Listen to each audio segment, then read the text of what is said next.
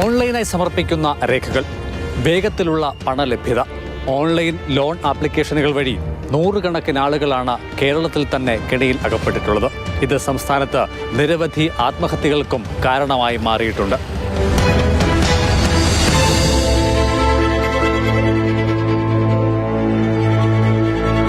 ആശാപ്രവർത്തക ലതാകുമാരിയെ കെട്ടിയിട്ട് തീവച്ച് ആഭരണം കവർന്ന കേസിലെ പ്രതി സുമയ്യ സുബൈറിന്റെ ഫോണിലേക്ക് വന്ന വിളികളിലേക്കാണ് അന്വേഷണം വ്യാപിപ്പിക്കുന്നത്.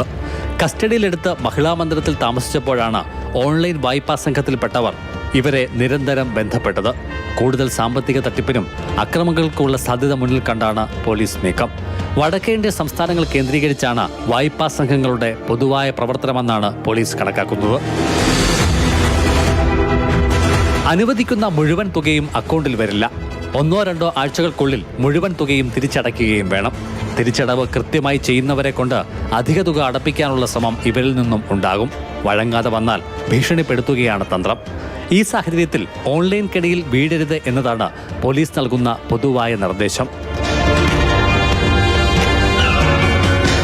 അവരുടെ മാലയും വളയും മറ്റും കവർന്ന ഒരു സംഭവമുണ്ട്. അത് ഈ ഓൺലൈൻ ഏറ്റവും പ്രധാനമായിട്ട് നമ്മൾ ശ്രദ്ധിക്കേണ്ടത് ഓൺലൈൻ ട്രേഡിങ്, അതുമാതിരിയുള്ള ലോൺ ആപ്പ്, ഇങ്ങനെയുള്ള കാര്യങ്ങളിലൊക്കെയാണ് ഈ പ്രതി ഇൻവോൾവ് ആയിട്ടുള്ളത്. അപ്പോൾ അതും പ്രകാരം കുറേ അവരുടെ മൊഴിപ്രകാരം 50 ലക്ഷത്തോളം രൂപ കടമാക്കി വെച്ചിട്ടുണ്ട്. അവരുടെ ഭർത്താവിനെ ബന്ധുക്കൾക്ക് അറിയത്തുമില്ലായിരുന്നു. അപ്പോൾ ഇതാണ് ഇപ്പോൾ നാട്ടിൽ ഏറ്റവും വലിയതായിട്ട് നടന്നുകൊണ്ടിരിക്കുന്ന തട്ടിപ്പിൻ്റെ ഭാഗത്തിൻ്റെ ഒരു ഇരയായിട്ടും അല്ലെങ്കിൽ അതിനെ അഡിക്റ്റായി വന്ന ഒരു ഇൻസിഡൻറ്റിൻ്റെ പുറത്താണ് ഇപ്പോൾ ഈ ഒരു വലിയ ക്രൈം സംഭവിച്ചിട്ടുള്ളത്. കോയിപ്പുറം സ്റ്റേഷനിലെ പോലീസുകാരന്റെ ഭാര്യയാണ് 28-കാരിയായ പ്രതി സുമയ്യ. ഓൺലൈൻ ട്രേഡിംഗിൽ ഏറെക്കാലമായി സജീവമായിരുന്നു. എന്നാൽ വിപണി ഇടപാടുകൾ വഴി 40 ലക്ഷം രൂപ നഷ്ടപ്പെടുത്തി.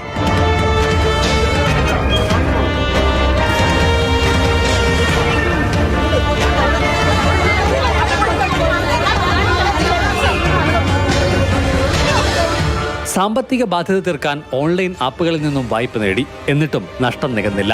ഇതോടെ സമീപവാസിയായ ആശാപ്രവർത്തകയെ സമീപിച്ചു. പണം കടം ചോദിച്ചു. നൽകാതെ വന്നപ്പോൾ കെട്ടിയിട്ട് ആഭരണങ്ങൾ പിടിച്ചു വാങ്ങി. ശേഷം വീടിന് തീയിട്ടു. 2.5 പവന്റെ സ്വർണ്ണമാലയും ഓരോ പവൻ വീതം തൂക്കം വരുന്ന 3 വളകളുമാണ് സുമയ്യ തട്ടിയെടുത്തത്. ഓഹരി ഇടപാടും സാമ്പത്തിക ബാധ്യതയും ഭർത്താവായ പോലീസുകാരന് അറിയില്ലായിരുന്നു എന്നതാണ് അന്വേഷണ സംഘം കരുതുന്നത്.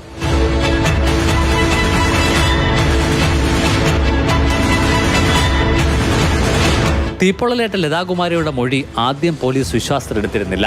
വിശദമായ തെളിവെടുപ്പിൽ പറഞ്ഞതെല്ലാം ശരിയെന്ന് ബോധ്യമാവുകയായിരുന്നു. അങ്ങനെ ഇവരുടെ വീടിന് സമീപത്തെ പോലീസ് ക്വാർട്ടേഴ്സിൽ താമസിച്ചു വന്ന സുമയ്യയെ കസ്റ്റഡിയിലെടുത്തു. കൊല്ലം കൃഷ്ണപുരം സ്വദേശിനി സുമയ്യ ഇപ്പോൾ റിമാൻഡിലാണ്. വ്യാഴാഴ്ച വൈകുന്നേരം 4:30 കേസിന് ആസ്പദമായ സംഭവം.